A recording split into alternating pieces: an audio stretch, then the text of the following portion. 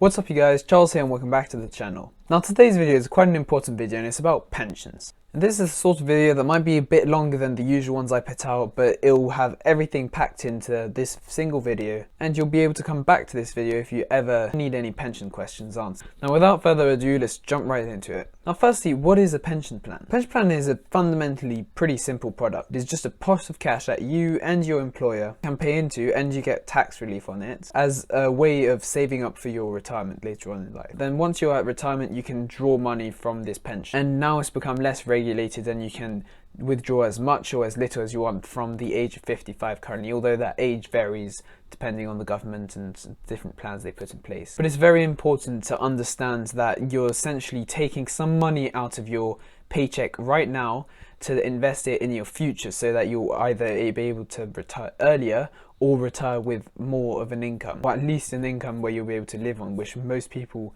only realise that they need to do when they get into their late 30s. And by that time they're playing a catching up game because they haven't been able to use compound interest to increase the nest egg or cash pot that they need for their retirement. Which is why you should subscribe to this channel so you can learn more about it. Firstly, are pensions really worth it? Because there are other ways to invest for retirement. There are, for example, ISAs and different types of ISAs in which you can invest and they're largely tax-free on capital gains and other things. And you can access them before you're 55 for most of the ISAs. But the great benefit with pensions is you get tax relief on it. Now how much you get depends on your basic rate or higher rate taxpayer. But essentially this tax relief is the government giving back to you some or all of the amount of tax you paid on your income through the form of income tax, of course. Now what is this tax relief? So when you or your employer pays into your pension, you automatically get 20%.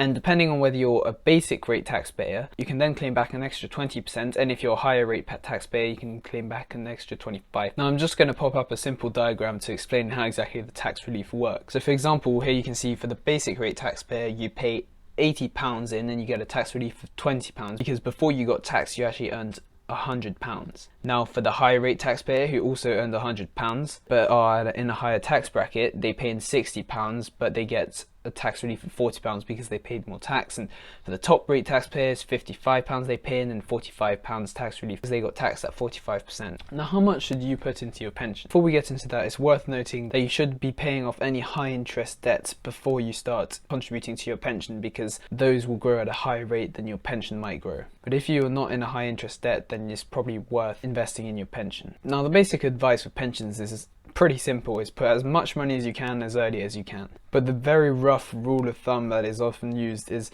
you should take the age at which you start investing in your pension. So for example, if it's 20, then you divide that by 2, and that's the percentage you should be contributing of your pre-tax salary. So if you're 20, divide that by 2, that's 10. That's 10% of your pre-tax salary that you should be contributing to your pension. Although I personally would recommend contributing as much as you can because this will mean that either if you decide to retire later, you'll have a higher income, so you'll be able to live a much better lifestyle, or you'll just be able to retire earlier. And in whichever case you choose, it's a better alternative. Plus, the earlier you invest, the more you can take advantage of compound interest and the higher your pension pot will be when you retire. Now, some additional points on this rule of thumb is you should really start today because the later you start, the less you'll have for your retirement, as I said before. And another one is you should increase payments as you get pay rises. So for example, instead of buying, I don't know, something stupid, instead try investing a certain amount into either an ISA or your pension in this case, so that over time you'll be investing more and more and you'll be able to retire earlier and earlier and you won't succumb to lifestyle inflation. Now what is lifestyle inflation? Essentially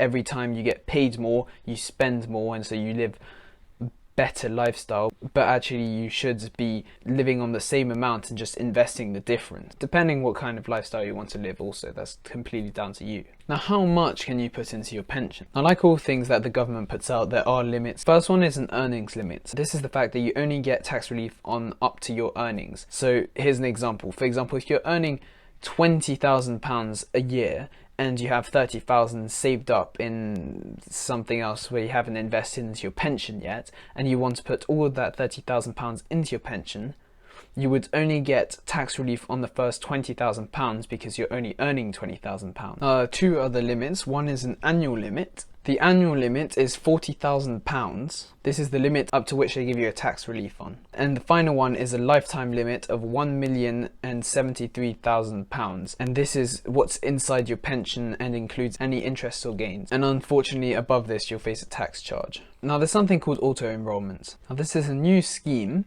where your employment is obliged to automatically enroll you in a pension unless you decline it, and has to contribute 3%. But the total contributions must be 8%, which means since your employer is paying 3%, you have to pay 5% to get up to those 8%. Now, if you're an employee, there's also something called salary sacrifice, where essentially you sacrifice a percentage of your salary, which comes from before tax, and it goes straight to your pension where you get tax benefits, of course, but it also means that since you're getting less take-home pay, you then have to pay less in national insurance contributions, which saves both the employer and you money on national insurance contributions. You should always take your employer's pension, because it is essentially a pay rise, because although they're not paying you directly, they're paying straight into your pension. And often your employers match up to a certain amount what you put into your pension, so you should always do that, because you're essentially just getting free money. Now, whatever negative things you've heard about pensions in the past aren't correct, because essentially they're giving you free money and there's no actual risk unless you invest, and then the investing you do is at your own risk.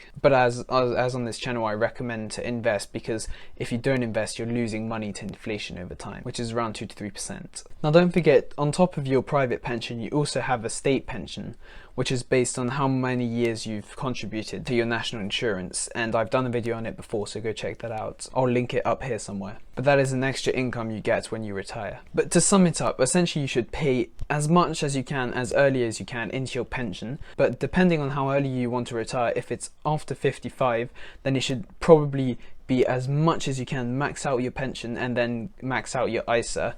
But if you want to retire before that, then maybe you should invest some into your pension and some into your ISA, because you'll be able to withdraw your ISA before you're 55, whilst you won't be able to withdraw from your pension until you're after 55. So that's something to take into account. But in ISA, you don't get free money given by the government, whilst in the pension you do, which means you're able to leverage your money more and invest more than you would normally be able to invest. And you should always take a certain percentage of your income. I recommend 10 to 20%, try aim for 20% of your income, pay it to yourself before you do anything, and then invest that, because if you don't invest it, then your money loses value to inflation.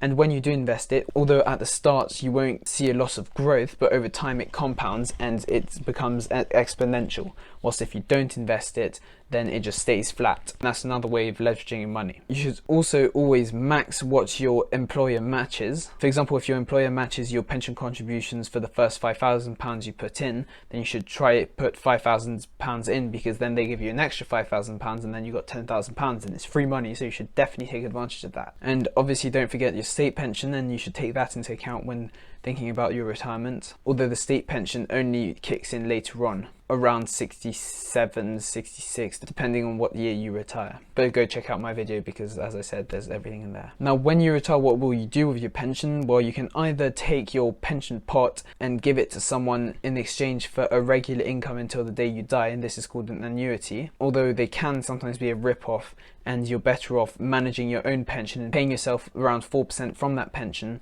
and therefore you're making your own wage and not giving away your whole cash for a regular income, although that choice is entirely down to you. Now listen, if you've gained any value from this video, I'd really appreciate it if you did smash that like button. It really helps me and the channel reach more people thanks to the YouTube algorithm. And if you're interested about money and how to invest, save, and if you're under 30, on this channel I talk about all sorts of money tips and investment tips. Also in the near future I want to make videos about traveling, so if that sounds interesting to you, then hit that subscribe button too.